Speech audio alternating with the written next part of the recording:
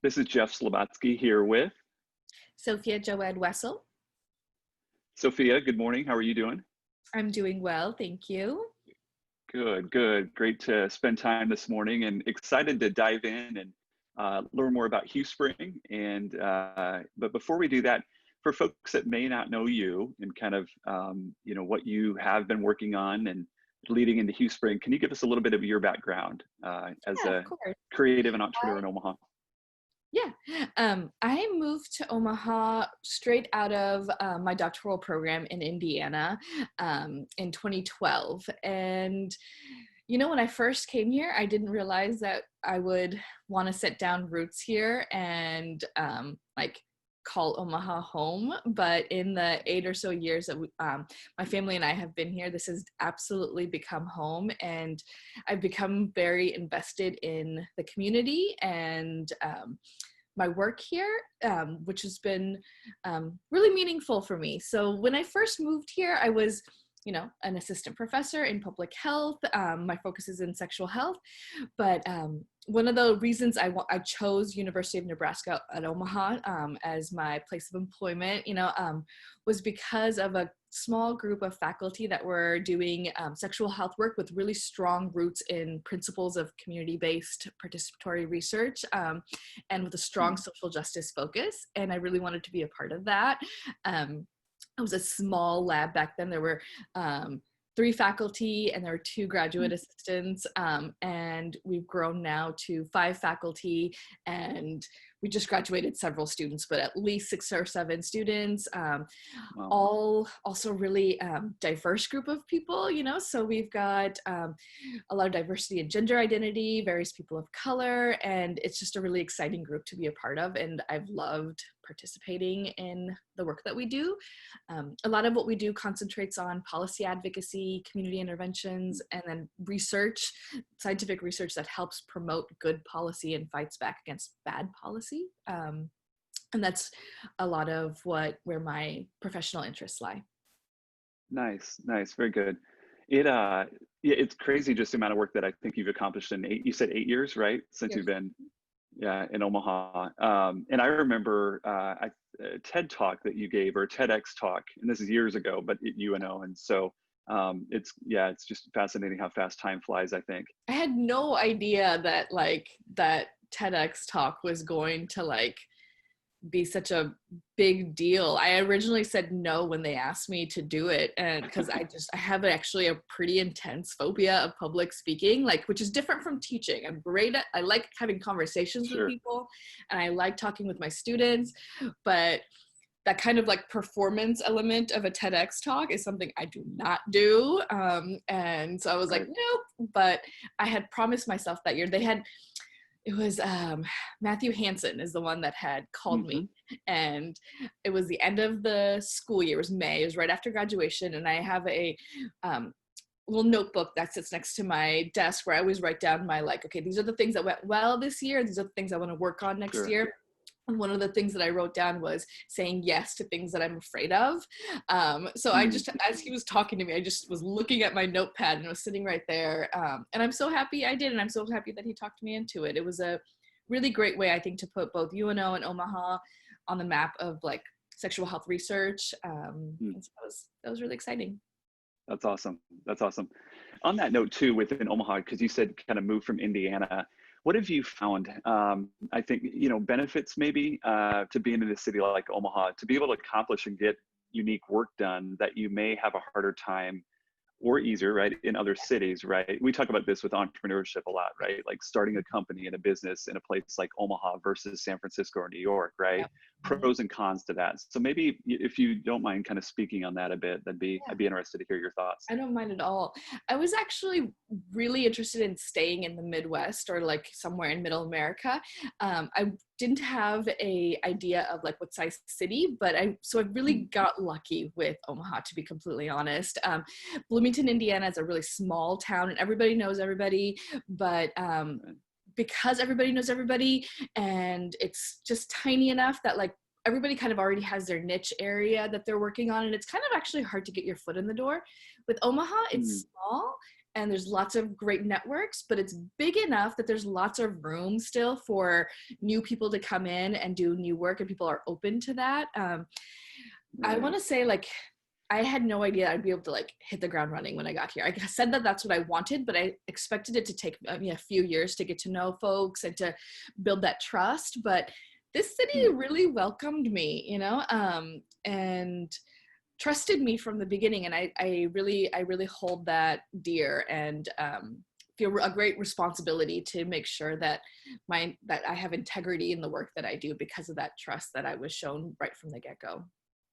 That's awesome. That's awesome. And yeah, you said it very well, right? It's like, it's small enough, but big enough to kind of make a difference, make a mark, but also, you know, get work with folks that are kind of similar minded and want to push some new ideas forward. So and make a difference here. You know, there is work that needs to be done here. You know?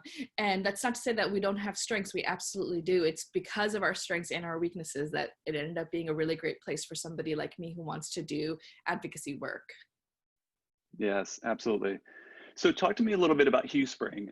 We're excited to partner with you, Millwork Commons, and I think you're doing amazing work with the team. So yeah, dive in and give us a little bit of kind of background and maybe what you're focusing on over the next couple months. Yeah, and we are so excited about this partnership too. It means a lot to us as a small new project, program, whatever we want to call it. It really means us a lot to have more established folks partner with us. So the research lab that I'm a part of is called Midlands. Here, okay, I'm going to screw up our own lab You're name. fine. HRC, Midlands Sexual Health Research Collaborative.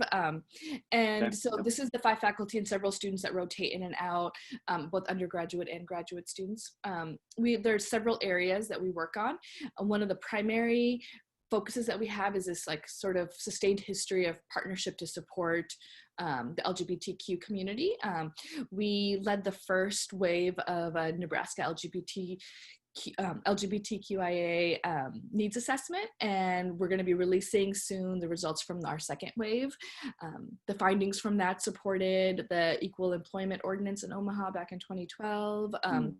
So we've been doing work related to LGBTQ advocacy for a while, but as the group started sitting together and thinking about how we could create more sustaining, lasting change, is when Huespring was born.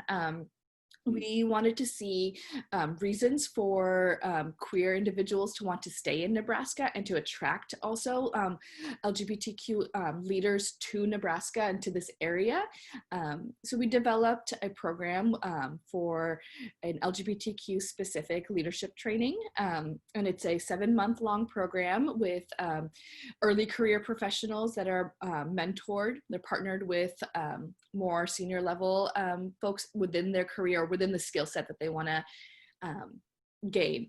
So while leadership development is like the cornerstone of what we're doing with Huespring, in the background, part of our mission, a big part of our mission, is that community capacity building.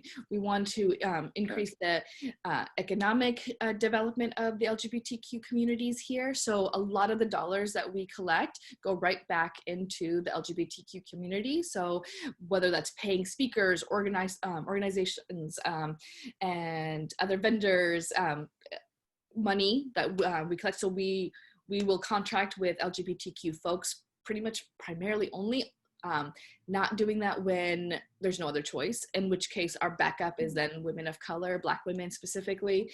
And so we're really proud of that piece, but also these national speakers that we bring in for our community events and for the trainings. We connect with other organizations so that the broader community can benefit from these national folks that are in town. So for example, Louis Ortiz Fonseca came from DC to do our kickoff and our very first training. We connected him with Charles Drew so that they could do trainings related to the intersectionality of race and queerness for the youth that they see in their clinics.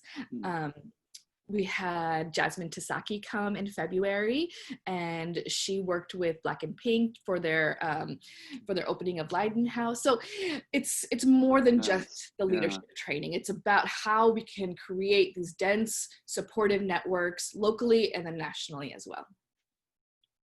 That's exciting. And I know we visited some about the events too that you've had, right? I mean, national notable names, right here in the Midwest and in Omaha. And so that's what I think is exciting as well, right? Is when you start to bridge those connections and those points of connectivity, if you will, right? So the work that you and the organization are doing in Omaha now overlaps with other allies and people that are maybe farther down the line or lessons learned, right, in different areas, and so be able to help and support, the work that you're doing here as well. So that's awesome.